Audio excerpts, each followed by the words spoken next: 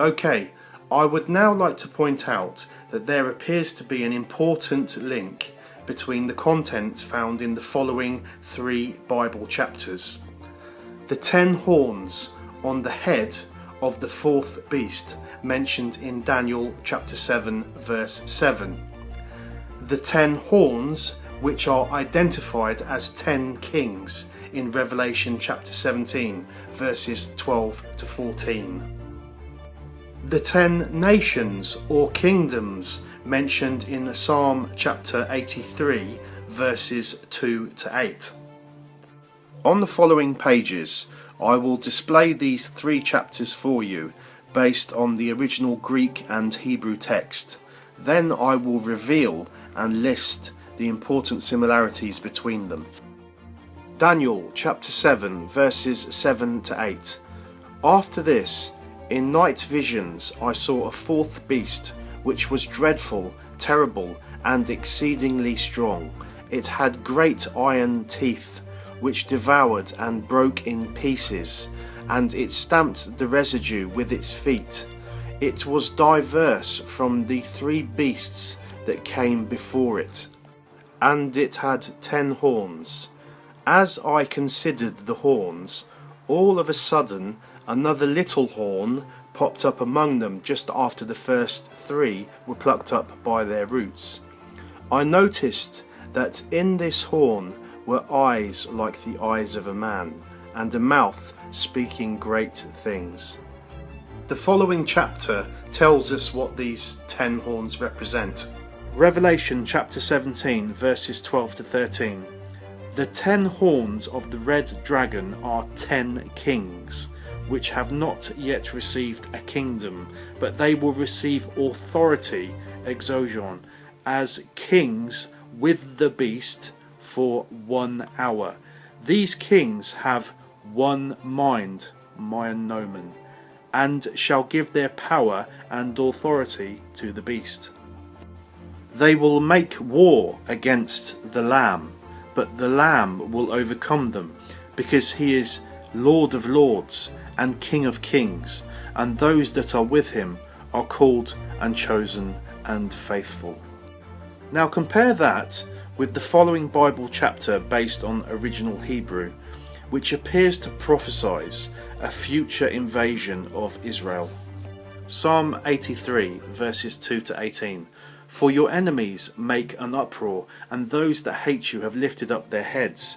With cunning they devise crafty plans against your people. They have said, come, let us wipe out the nation of Israel, so that the name of Israel is remembered no more. For they have consulted together with one mind, Lab. Together they are confederate against you. They are the following people. 1. Edomites, people of Saudi Arabia, Yemen. 2. Ishmaelites, Arab people. 3. Moabites, people of Jordan. 4. Hagrites, people of Jordan. 5. Gebalites, people of North Lebanon. 6. Ammonites, people of Jordan. 7. Amalekites, people of northern Egypt, southern Palestine. 8. Philistines, people of Gaza, West Bank.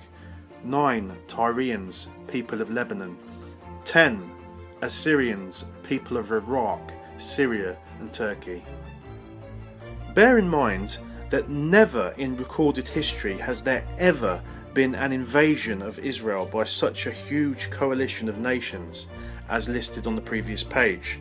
Therefore, this suggests that this must be a future event. Also of importance is that those 10 nations are predominantly Islamic today. Now this is where it gets very interesting. If we compare those last 2 chapters together, this is what we come up with. In Revelation chapter 17 we see the following. 10 kings who have one mind, myon nomen. In Psalm chapter 83 we see the following. 10 kingdoms or nations who have one mind, Lab. Bingo, we have a match. Now anyone with even half a brain cell can see that these two chapters are clearly linked together, and that both are talking about the same kings and kingdoms. It is clearly evident that the two chapters have incredible similarities. For example, both contain 10 kings or kingdoms who have one mind. Therefore, speaking from a realistic point of view, after a thorough examination, it becomes glaringly obvious that there is a very high probability that both chapters are describing the same prophesied future events and would appear to relate to one another. It also appears evident that due to the mention of the coalition of predominantly Islamic nations in Psalm 83, along with the words, "Come, let us wipe out the nation of Israel, so that the name of Israel is remembered no more," and "Together they are confederate against you." This suggests that this is without doubt a future Islamic invasion of Israel. Finally, as regards to the words "one mind," which are used to describe the 10 kings' kingdoms in both chapters, if we apply logic to this description, we are forced to ask the following question: what do these 10 predominantly Muslim kings' kingdoms all have in common with one another? The answer is glaringly obvious: Islam. Therefore, the one mind that they appear to share is most probably the Islamic belief system.